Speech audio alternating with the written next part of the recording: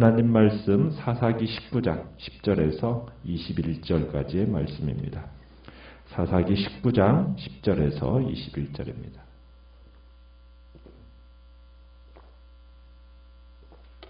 사사기 19장 10절입니다.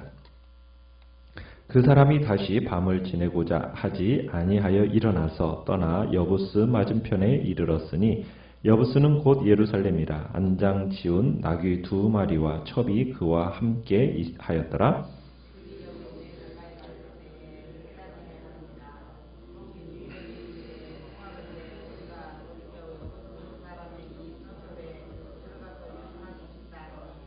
주인이 그에게 이르되 우리가 돌이켜 이스라엘 자손에게 속하지 아니한 이방 사람의 성읍으로 들어갈 것이 아니니 기브아로 나아가리라 하고,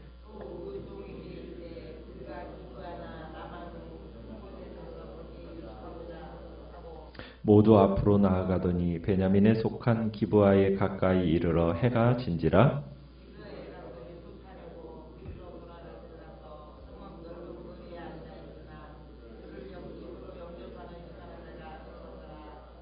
저녁 때 한 노인이 밭에서 일하다가 돌아오니 그 사람은 본래 에브라임 산지 사람으로서 기브아에 거류하는 자요 그곳 사람들은 베냐민 자손이더라.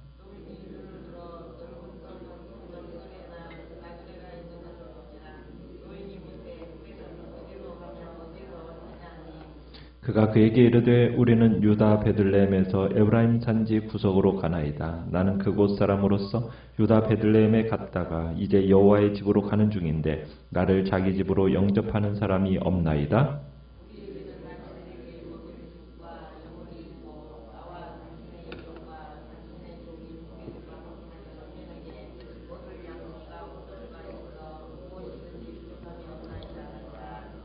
그 노인이 이르되 그대는 안심하라. 그대의 쓸 것은 모두 내가 담당할 것이니 거리에서는 유숙하지 말라 하고 그를 데리고 자기 집에 들어가서 나귀에게 먹이니 그들이 발을 씻고 먹고 마시니라. 아멘.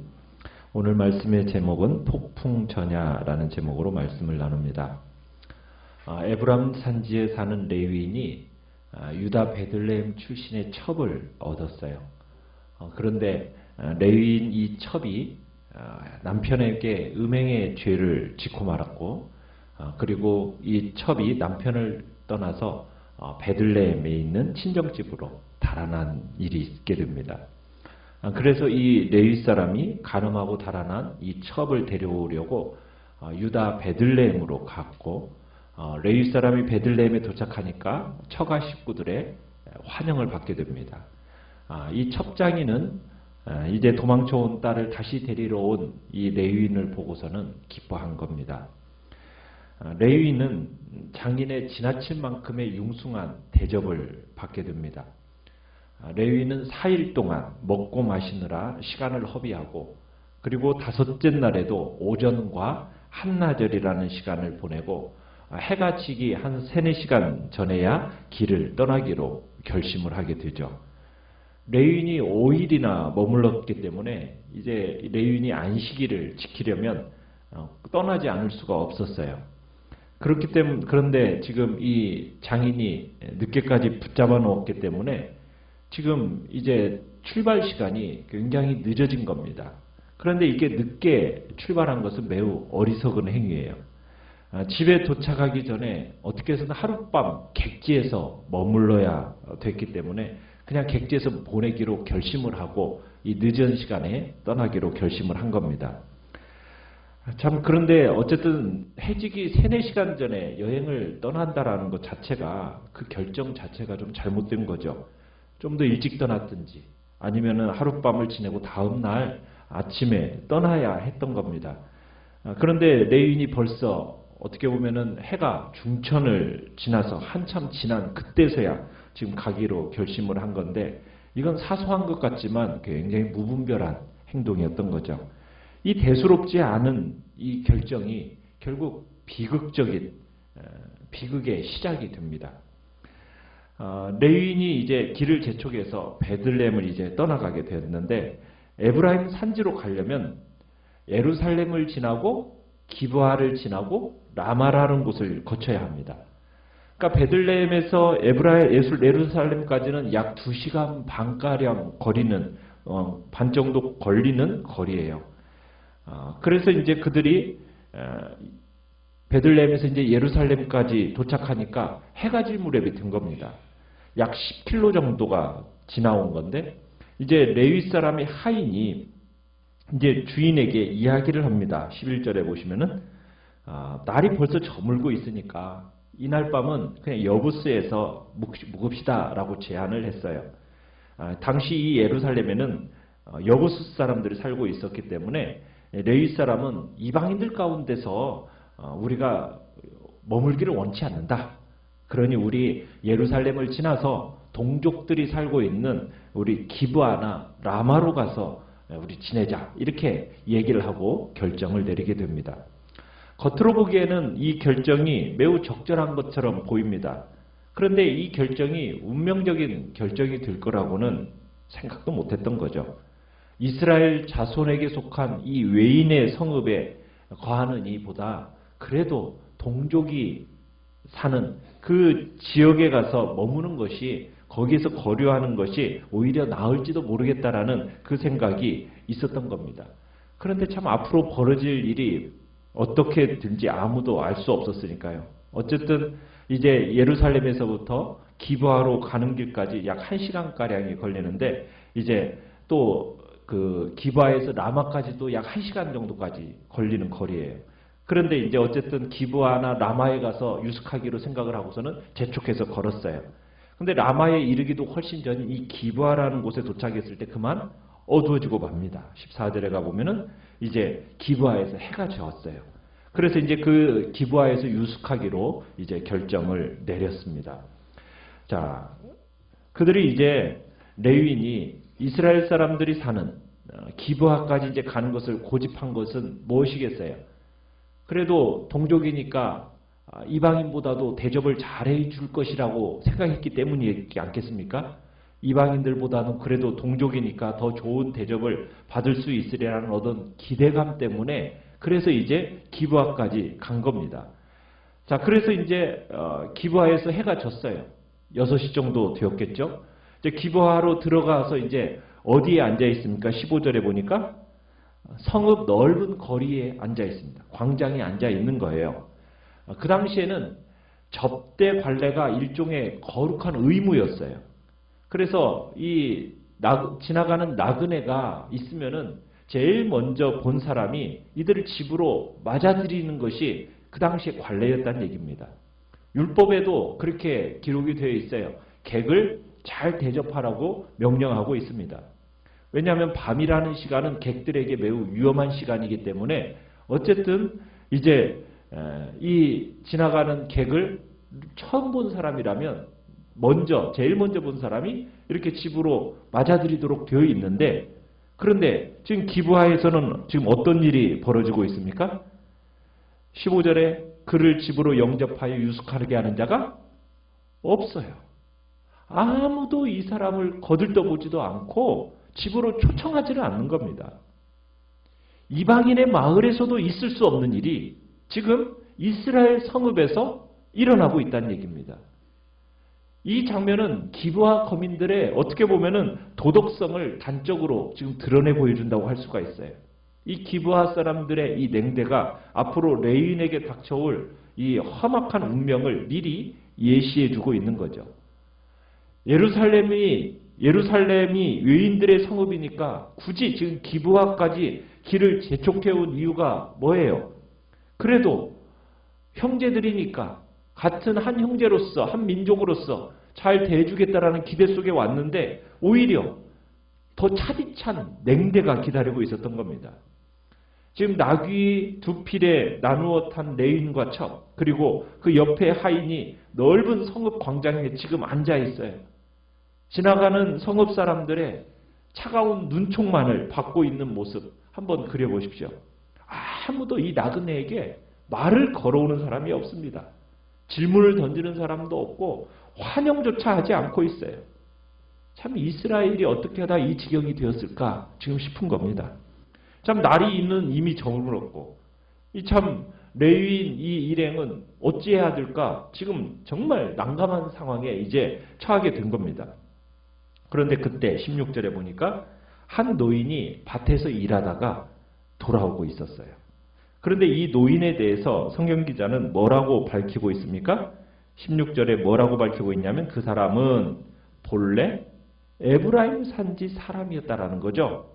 그러다가 지금 베냐민 사람들이 거하고 있는 이 기브아라는 곳에 거류하고 있다라는 겁니다. 거류라는 것은 뭐예요? 잠시, 임시로 이렇게 지금 거기에 머문다는 얘기지 않습니까? 자, 그렇게 보면은 이 노인은 이 나그네를 대접할 자격이 없는 사람이에요.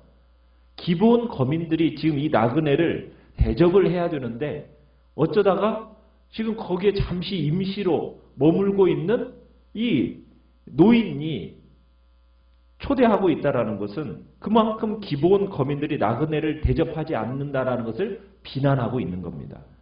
자, 노인은 성읍 거리에 지금 밤이 찾아왔는데도 서성거리고 있는 행객들을 보고서는 범상한 일이 아니라는 것을 깨닫고서는 이제 레위인에게 질문을 던지죠. 17절에 뭐라고 질문을 던집니까?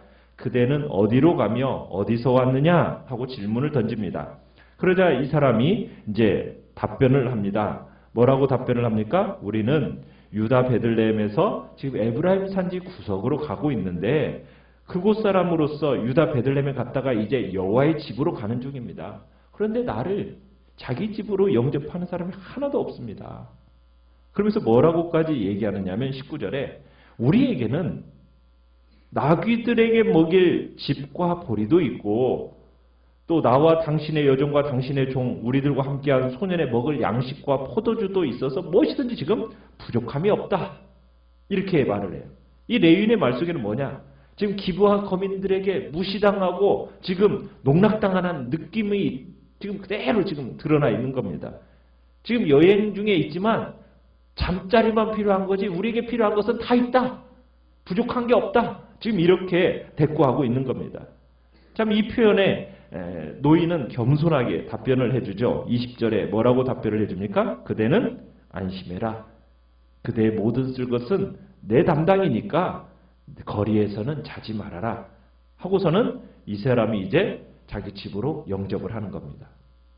어떻게 보면 한 사람, 한 성읍의 거주민이 아닌 거류자, 우거자가 지금 지나가는 행인을 접대하고 있어요. 이것은 어떻게 보면 그 당시의 규칙을 벗어난 행동입니다. 지금 노인은 지금 이 사람들을 초청해서 아주 매우 진지하게, 솔직하게 지금 이렇게 얘기하니까 이 레위인이 노인의 초청을 받아들입니다. 21절에 가보면은 함께 노인으로의 집에 들어가서 나귀에게 먹이고 발을 씻고 먹고 마시면서 이제 하룻밤을 지내게 되죠.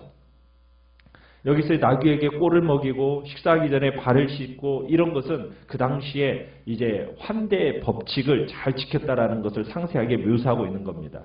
그에 비해서 이제 앞으로 다가올 이제 적대적인 사건, 기브아 사람들의 이 적대적인 사건을 강조하기 위해서 지금 이제 이 표현을 쓰고 있는 겁니다. 참 큰 성읍, 기브아 주민들은 다 어디로 가고 거류자가 지금 나그네를 대접하고 있으니 어떻게 보면 나그네에게 이스라엘은 참 평안이 없고 샬롬이 없는 땅으로 지금 변모하고 있다는 것을 보여주고 있는 겁니다. 환대의 규칙. 이건 전통적으로 예로부터 내려오는 관습이었어요. 또 성경에서, 율법에서 나그네를 대접하라. 그것은 정말 특별한 중요성을 지니고 있었어요. 손님 대접하기를 잊지 말라. 이것은 당시 제대로 된 생각을 가진 사람이라면 공통적으로 갖고 있는 생각이었습니다. 그런 사람들로부터 기대되는 그런 생각이 지금 손님 대접하기를 잊지 말라는 거였어요. 그런데 하나님을 사랑하라는 계명을 가진 이 유대인, 이 이스라엘 사람들이 하나님을 사랑하는 계명, 다음 계명으로 이웃을 사랑하라고 주님이 분명하게 그렇게 말씀하셨지만 지금 이 말씀에 대해서 지금 이스라엘 백성들의 모습이 이 기브아 사람들이 어떻게 된 겁니까? 무시하고 지금 살아가고 있다는 것을 보여주고 있는 거예요. 여기서 지금 얘기하고 있는 큰 주제는 뭐예요? 이 방문자들에 대한 환대가 지금 어떻게 보면 윤리의 핵심에 지금 매우 가까이 있는 얘기입니다. 보편적으로 받아들여지는 이 환대의 규칙이 지금은 어떻게 보면 기부하 거민들의 냉대가 지금 벌어지고 있다. 형제라는 사람들에게까지도 지금 이렇게 하고 있다. 이것은 지금 기부하 사람들의 도덕적인 기준이 땅에 떨어졌다라는 것을 지금 보여주고 있는 겁니다. 기부하 사람들의 도덕성을 단적으로 보여주고 있는 얘가 바로 기부하 거민들의 냉대인 겁니다. 이것을 어떻게 보면 이제 레위인에게 닥쳐올 험악한 운명을 미리 예시해주고 있는 거죠. 나그네를 냉대하는 기부하의 성은, 여러분 이 모습이 오늘날 우리가 살아가는 이 한국 사회의 모습이 아닌가? 점점 이 사회가 그렇게 되어져 가고 있는 것은 아닌가? 특별히 한국교회 안에서 우리 성도들의 모습이 마치 사사시대의 기부하 사람들의 모습과 같이 우리가 되어져 가고 있는 것은 아닌가?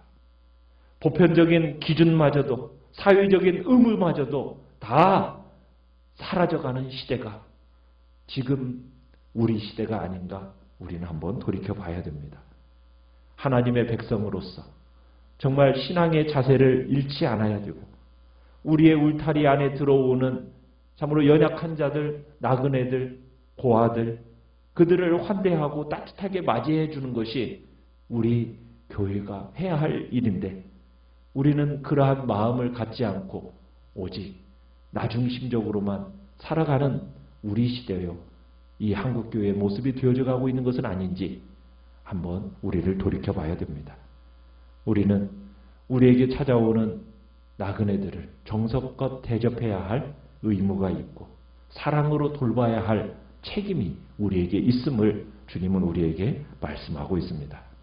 하나님의 사랑을 받은 자답게 우리는 연약한 이웃을 도울 수 있는 그런 믿음과 사랑이 우리에게 나타나게 해달라고 우리는 기도하고 또 주의 교회가 그 일들을 넉넉히 감당하는 복된 자리에 우리 교회가 있도록 또한 기도하며 나가시길 바랍니다.